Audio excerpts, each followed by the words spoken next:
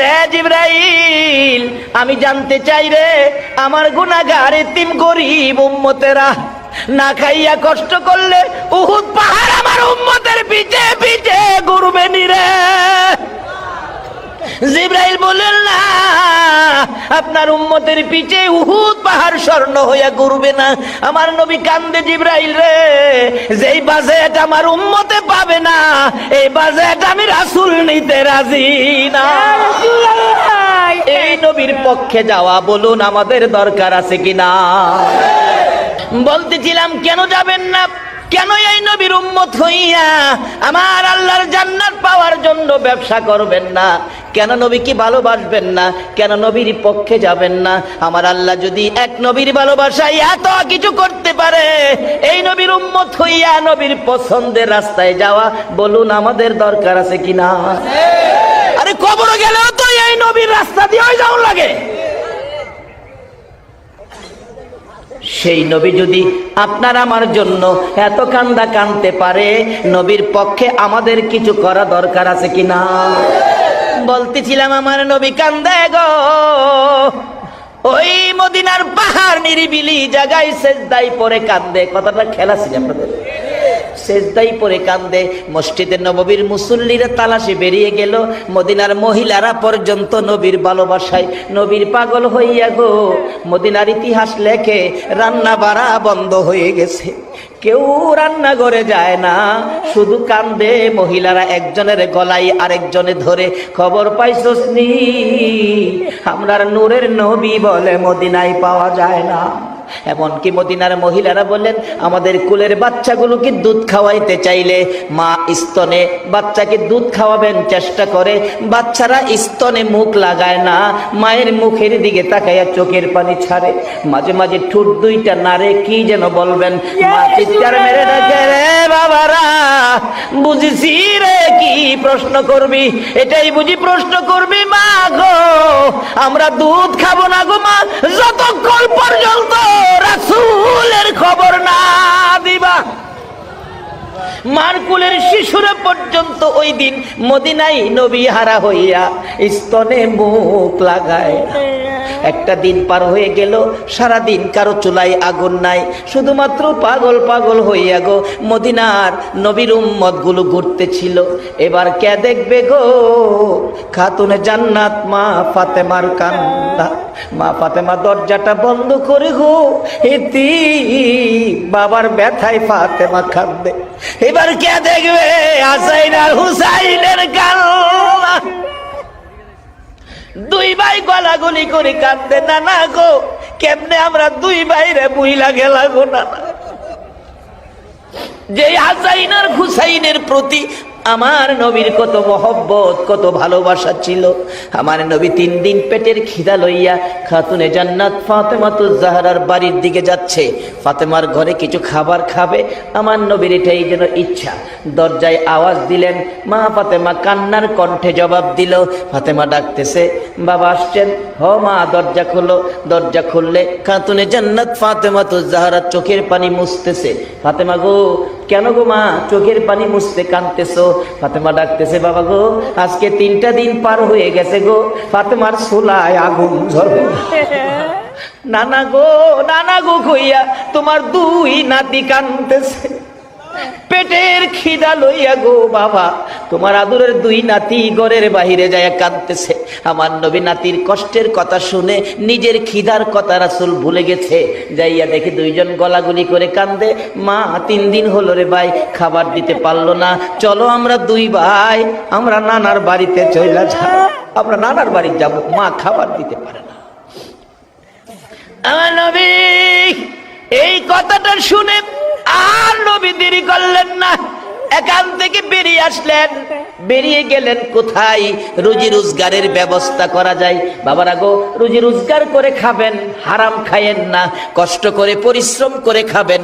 আমার নবী নিজেও পরিশ্রম করেছে, অবৈধ লাইনে পয়সা রোজগার করবেন না, হালাল খাবেন।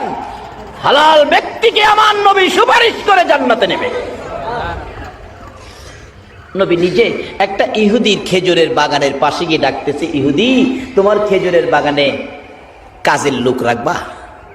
ইহুদি কয় চেহারা দেখিয়া, হায় হায় আপনার এত সুন্দর চেহারা, মনে হয় ভালো মানুষের সন্তান, ভদ্রলোকের সন্তান হবেন, বংশধারী লোক, মনে কোনোদিন কাজ কাম করেন নাই, আপনি কি পারবেন কাজ করতে? রাসূল কয় হ্যাঁ পারবো। কি কাজ দিয়েছে? কিতাব লেখে মাটির কুয়ার থেকে পানি উঠাইয়া খেজুর গাছের গুড়ি দিব। আমাদের দেশের লোকেরা মরুভূমির দেশে যায়া এরকম পানি দেয় না গাছের গোড়া গোড়ায়? এই চাকরিটা রাসূল নিয়েছে। আশেকে রাসূল, আশেকে ওলির দেশের মানুষ, এই কাজটা তো আমার রাসূলও করেছিল, যে কাজের দায়িত্ব নিয়ে তোমরা যাও। নবীজি পানি উঠাবেন, মাইনা কি দিবেন? ইহুদি বললেন এক বালতি পানি উঠাইলে 3টা করে খেজুর দিব। নবীজি 8 বালতি পানি উঠাইছেন হাসাইন হুসাইনের ব্যথায়। 8 বালতি পানি উঠাইয়া 9 বালতির জন্য বালতিটা নিচে ছাইরা টান দিলে রশি ছিঁড়া বালতি পড়ে গেছে।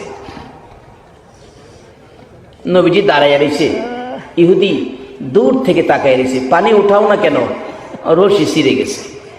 রশি ছিঁড়ে গেছে না ছিঁড়ে ফেলছো? নবীকে চোখ লাল করে কথা কইতেছে, ছিঁড়ে গেছে না ছিঁড়ে ফেলছো? রাসূল বলেন বাবারে আমি তো ছিঁড়ে ফেলি নাই, ছিঁড়েই গেছে, পড়ে গেছে। না তুমি ছিঁড়ে ফেলছো। আরে বাবা আমি ছিঁড়বো কেন? এই কথা কাটাকাটিতে এক পর্যায়ে ইহুদি, যেই নবীর চেহারায় জীবনে একটা মশা মাছি বসে নাই, এই নবীর সুন্দর গাল মোবারকে থাপ্পড় লাগাই দিছে। আমার নবী একটা চিৎকার মারছে, ইহুদি 3 দিন পর্যন্ত খাবার নাই রে, আমার গালে থাপ্পড় দিছস, তোর হাতে ব্যথা পাইছস নি? ইহুদি রে দেরি করিস না, আমার আদরের নাতিরা কান্দে রে, যে নাতির মুখে খাবার দেওয়ার জন্য আমি আজকে তোর বাগানে চাকরি নিয়েছিলাম, আমার 8 বালতি পানির বিনিময় 24টা খেজুর দিয়ে দে, আমি 24 খেজুর লই আমার নাতিদেরকে খাওয়াবো। 24 খেজুর লইয়া আমার আপনার নবী রওনা হলেন হাসাইন হুসাইনের দিকে।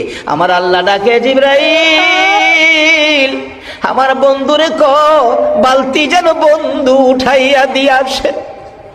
জিবরাইল সামনে দাঁড়াইলে, ইয়া রাসূলুল্লাহ বালতি উঠাইয়া দিয়ে যেতে হবে। এরে জিবরাইল আমি বালতি কিভাবে উঠাবো রে জিবরাইল? জিবরাইল বলেন, ইয়া রাসূলুল্লাহ কুয়ার ভিতরে হাত ঢুকাইয়া আপনি নবী বালতিকে ডাক দেন, বালতি আপনাকে চিনে, আপনার ভালোবাসায় বালতি আপনার হাতে এসে যাবে। আমার নবী কুয়ার ভিতরে হাত ঢুকাইয়া ডাকতেছে, এরে বালতি আয় রে, আমি নবীর হাতে আই। বালতিকে আমার নবী ডাক দিতে দেরি হয়েছে, মৃত বালতি কুয়ার ভিতর থেকে নবীর হাতে আসতে দেরি হয় না। যেই নবীর ভালোবাসা মৃত বালতি পর্যন্ত দিতে জানে গো, এই নবীর উম্মত হইয়া নবীর ভালোবাসা দেওয়া দরকার আছে কিনা? কিভাবে ভালোবাসা দিলে নবী খুশি হবে? আসুন আমি সেই দিকে যাচ্ছি। এবার প্রশ্ন আসতে পারে, হুজুর মৃত বালতি কি ডাক দিলে আসতে পারে? আসুন আরো বাস্তবতায় যাই। মদিনায় যারা হজ করতে গিয়েছেন, একটা জায়গার নাম আছে উস্তুনে হান্নানা। তার ঘটনা হলো, আমার নবী যেদিন মসজিদে নববীর মিম্বর পাকা হয় নাই, একটা শুকনা মৃত খেজুরের গাছ পিছনে গাইরা মিম্বরে দাঁড়ায় হেলান দিয়ে খুতবা দিতেন। যেদিন মিম্বর পাকা হলো, এই শুকনা গাছ লাকড়ির সমতুল্য উঠাইয়া ফেলে দিলেন। নবী খুতবা দিবেন জুমার দিন, শোনা যায় নবীর কানে আওয়াজ আসতেছে, কে যেন কাঁদতেছে মা বাবা হারা এতিমের মতো। আমার নবী বলেন, সাহাবীরা রে দেখ কে কান্দে রে? না হুজুর কেউ তো কান্দি না আমরা, রাসূল পাইলে আমরা কাঁদবো কেন? না তালাশ করে দেখ, আমার কানে কান্নার আওয়াজ আসতেছে। সাহাবীরা তালাশ করে দেখে মৃত শুকনো খেজুরের গাছ আমার নবীর ভালোবাসায় কান্দে। হুজুর মরা গাছ দিয়ে কাঁদতেছে। পৃথিবীর কোন আলেম অস্বীকার করার ক্ষমতা নাই যে নবীর ভালোবাসায় মরা গাছ কান্দে। আজকে সেই নবীর পক্ষে আপনারা বসে আছেন। যদি এই রাত্রের মাহফিল আল্লাহ পছন্দ করে কবুল করে, এর বিনিময় নাজাতের ফয়সালা আপনাদের হয়ে যাবে।